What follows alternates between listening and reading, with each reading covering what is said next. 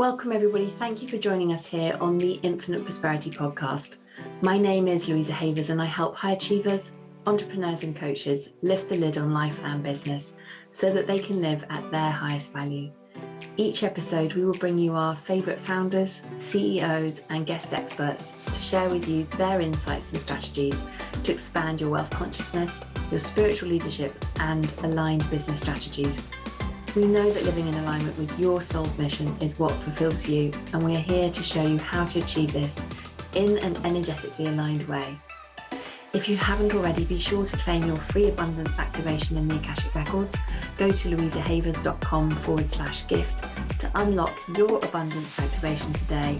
And if you'd like my support in having aligned success in life and business, then contact me at www.louisahavers.com and let's explore together if it's an aligned match. Get ready to live at your highest value and to expand into your next level of money as you elevate and receive more. You create more for others. Righty ho, let's dive into today's episode. Before we dive in, I'd love to give a shout out to our sponsor, Samantha Selby, the astrological energy healer. Before we dive in, I'd love to give a shout out to our sponsor, Leslie Martin. Leslie Martin Coaching helps high achievers who want more to stop letting fear, doubt, and insecurity hold them back from creating a more joyful, authentic, and fulfilling version of their life. You can learn more about Leslie and her work at lesliemartincoaching.com, and we'll pop her link in the show notes for you. Welcome, everybody. Welcome to our episode this week. This week, we are talking about somatic success and made for more with the fabulous Keri Ford. A huge welcome, Keri. Thank you. I'm so excited to be here. Oh, me too. Me too. And I cannot wait for everybody to start to listen to our conversation. I'm going to share your bio so people can get a sense of what you've been up to. And then we'll dive in. So Keri Ford is the CEO and founder of Elevate with Keri, an elite transformational coaching movement and luxury brand dedicated to serving and elevating women's emotional intelligence and whole body high performance. She is an international motivational speaker, author, event host, and global authority on women's wellness. She has spoken alongside 50 other top industry experts, neuroscientists, doctors, and authors in the personal development industry.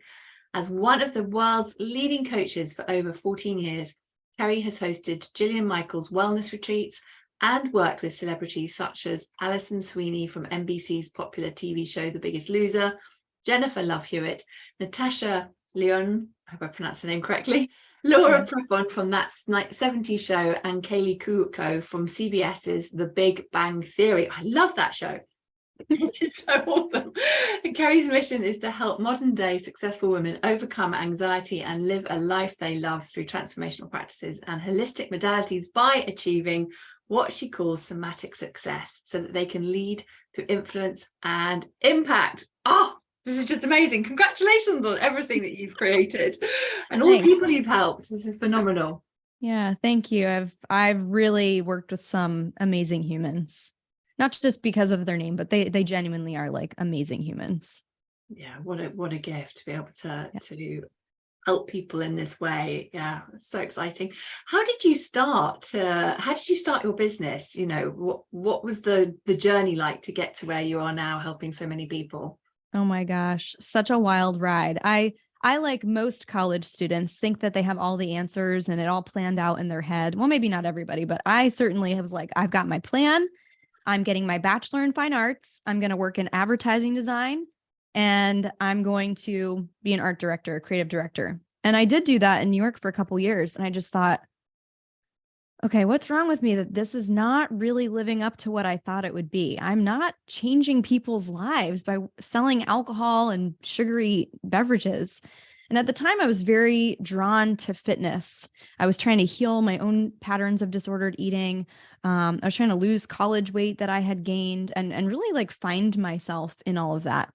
But aside from that, I started getting this calling, this pull that I'm supposed to help people. I'm supposed to help women also in this path. So I did the logical thing and I quit my job in New York and I moved to Hollywood, California with he's my ex-husband now, but we moved there. That's where he was from, lo and behold, of all places. And I started working at a smoothie shop. So I was there with a college degree, working at a smoothie shop, getting my personal training certification and spin instructor certs. And I started working after that at a celebrity gym. I served a smoothie to one of the trainers that brought me into the celebrity gym. She goes, "Hey, you wanna make more money?" And I'm like, "Well, who doesn't?" She goes, "There's this gym that I work at." I mean, the gym has it's closed now, but it had no sign. It was in a back alleyway with a private gate, and you had to have a trainer or be part of the spin classes to even get inside. So the fact that this is like such a God thing, just I'm going to take you out of the smoothie shop and put you in this gym. So that's really where coaching for me started. Oh, I love that. I love that. Being able to, yeah, you wouldn't have found that place otherwise, would you, with that No divine way. intervention? It was like behind a Starbucks, in an alleyway, and up the stairs. I love it. I love it. And so the journey began for you to be able to step into this new way. And I know the way that you work is very unique, and you've had some incredible results. I absolutely love seeing you share all your client successes, because I just think it's so joyful when we're able to see other people's wins and to be able to join in that celebration with people. It's just fantastic. What just to give everybody a sense of what are the kind of results that you're seeing with the high achieving women that you've been working with? And I know you're using somatic modalities. Yeah, and it's a tough question to answer only because we see results manifest in different ways, but often I do see women make more money because they have found their voice. They're not afraid to fully and authentically own who they are and what their truth is. And so whether they're an executive that's asking for a raise or negotiating for a bonus or having a company rewrite a policy, these are actual results that have happened. For them, that's happened, or whether they're going into investor meetings and, getting contracts for $9 million. That was a recent client's transformation and result. So we see them own more of who they are. And just imagine if each of us knew how to tap into that and fully express from there what's possible. Everything else on the outside just becomes a reflection of who we're being, and really that reclamation of all of who we are, all parts of us. And so really unlocking those next big levels within each woman, whether she's an entrepreneur or an executive, seeing those manifest in real time has been incredible. But those are just a few results: more money, owning their truth. And of course, that just feels really good. And there's a sense of aliveness that comes from that too. So it just feels really good. Oh, I love it. And there's such a ripple effect when we expand beyond what we thought was originally possible. I think we just start to see it in all aspects of life. Like if you were saying people come for maybe to make more money, but then they might see things happen. Oh, the way that they're parenting, the way that they embrace motherhood, where it gave them anxiety to be present with their kids before. Now they're like, oh, I'm able to sit and play with my child and not feel like I should be doing something else because I'm not taking my foot off the gas of my life purpose. I'm just redirecting my energy in this moment. I'm not going to lose all the success I've created. This is success too. Yes. And now we have a holistic lens to what that looks and feels like. That's so true. So often we'll trade one part of a piece of success in one life for perhaps it's like sacrificing it in one area, isn't it, to be able to have it in another area, unless we've got ourselves aligned with our values and our bodies feeling safe. Yeah. And many times it takes a little bit of exploration because they know so well what looks good on paper and externally what success looks like or what it seems like it looks like. But then they often get to that place and they're like, this isn't what I didn't think it would feel like this. I thought it would feel better. I kind of feel bad saying this, but I feel slightly unfulfilled and disenchanted and kind of like I want to burn it all down. and maybe they do, but often there's something inside that the external success is not filling. So we start there. That's so cool. So cool. It is amazing. I've heard so many people have that journey where they've had a certain level of success and then they've done the burning it all down. And I often wonder if it might not necessarily have been that path if they'd done some inner work in relation to kind of really diving into what was going on in their body, whether they would have continued on that path, or maybe, burning it down was still the right thing to do. Yeah, maybe, right? And it's a big maybe because it depends on the person. Someone who is a creator and an artist will thrive in creating new things because their zone is creation. But maybe there's different ways that they could burn it all down. Maybe they could sell off parts of their business so that movement lives on, but they're not the one facilitating it anymore. Like I've done that. And, that's part of their journey. Or maybe if you're a creator and an artist, the invitation into deeper growth and mastery is to simplify more. Maybe it's not in creating the new thing, the next thing, and burning it down just to chase whatever shiny object is out there, because that beautiful zone of genius and brilliance within you can absolutely be a gift, but can also be a really sneaky self-sabotage to keep you from deeper mastery. That's so true. So true. We chase the bit that we think that we need. Yeah. It's that thing, isn't it, of our gift becomes our Achilles heel. So Yes. true. So true. Yeah. I know you have a number of ways that you work very deeply with women.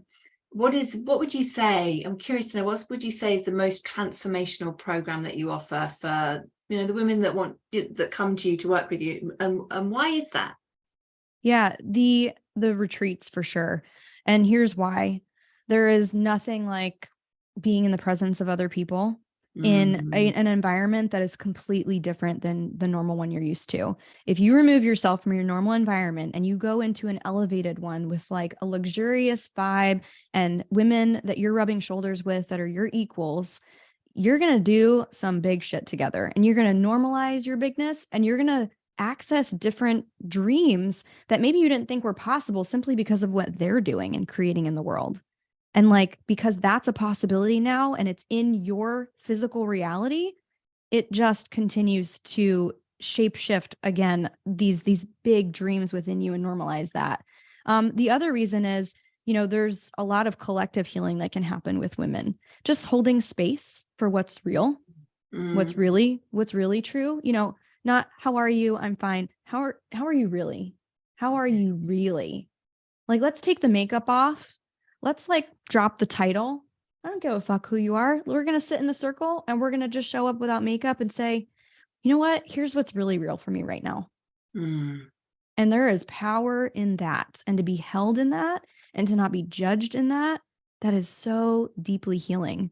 And on the other side, I literally watch them leave and become brand new women. People have asked, do you guys do drugs at your retreats? And I'm like, they're dry. They're actually dry except for the last night.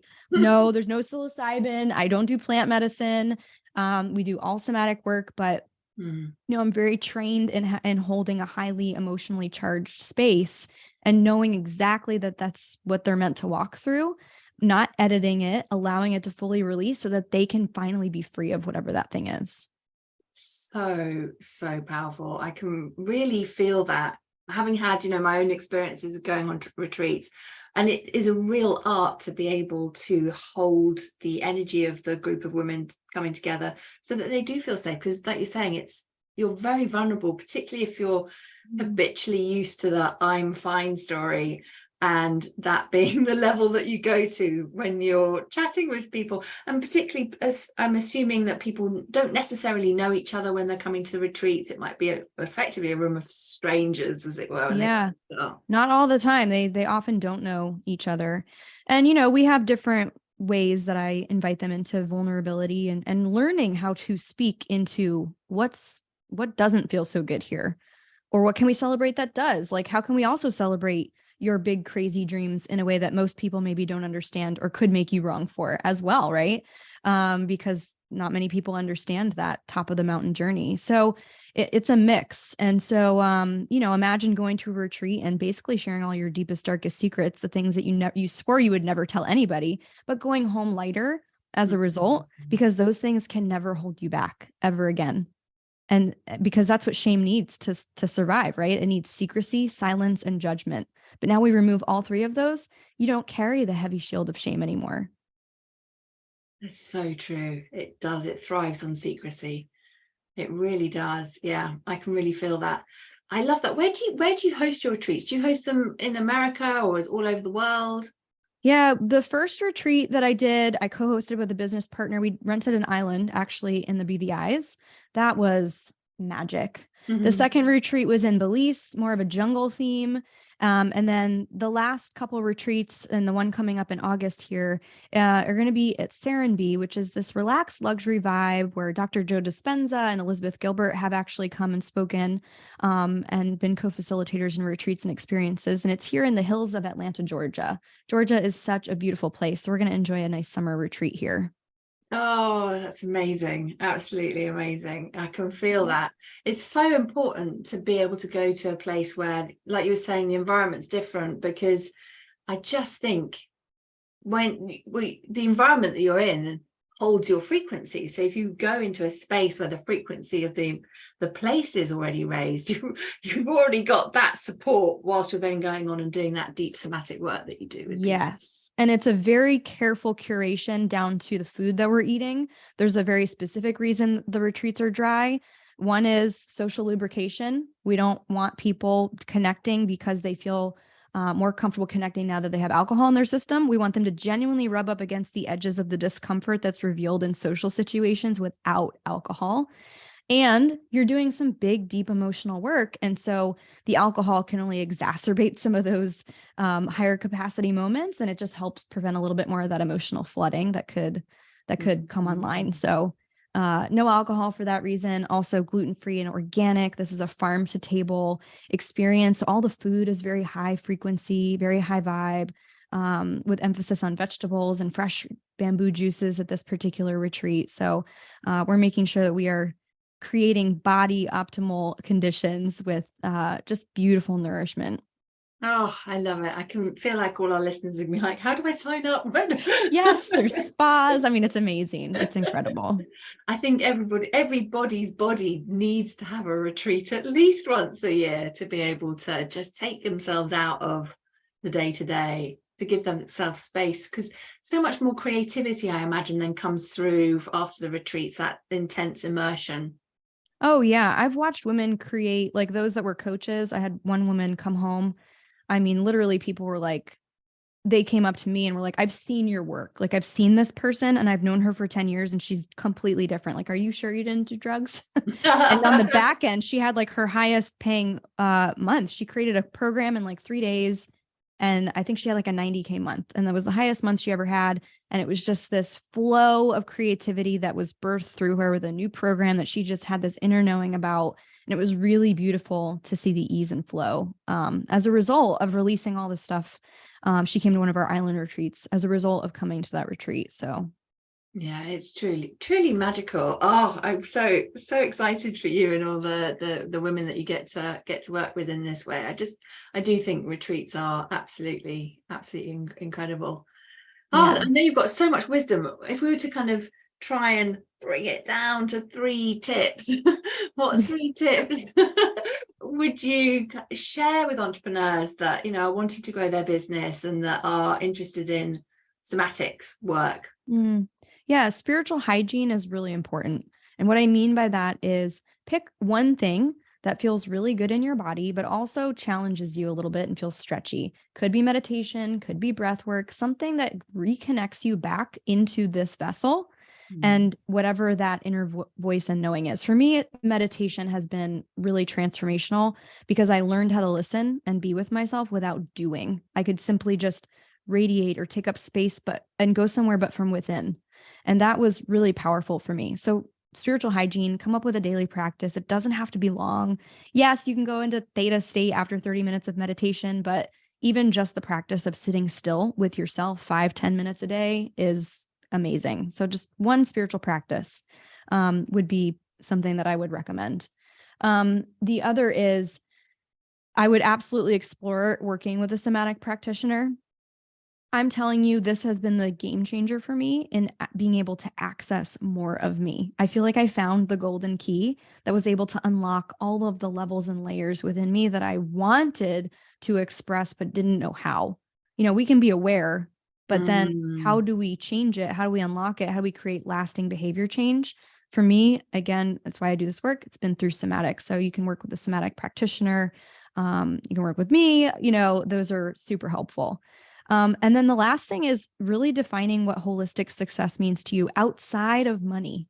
What does success feel like to you in your life with relationships, specifically family, romantic relationships, because that really, there's so much available there. And the women I work with, they tend to be breadwinners. They tend to be workaholics. They don't have an issue with motivation. They have an issue turning their brain, turning that on switch off. And so where can you really reap the benefits of success, but in a way that maybe you didn't think it exists? It's not always just in money. It's not always just in business. So where does success look and feel beautiful for you in a holistic lens? That's so good. So good. I can really feel that, because I see with my clients as well, once they feel like they've got the money piece sorted, if they've kind of grown from, a certain income level to the next income level and broken through, so often what can come up is the sacrifice of, okay, well, I've got the money piece sorted now, but suddenly I've lost time, because either they're not switching off, or time with family members because of some belief that they have to be working all the time, or because they're now responsible for X, Y, and Z. Yeah. And many times it's deeper than the belief, right? That's just what's driving the behavior, but it's unconscious because it's from the autonomic nervous system.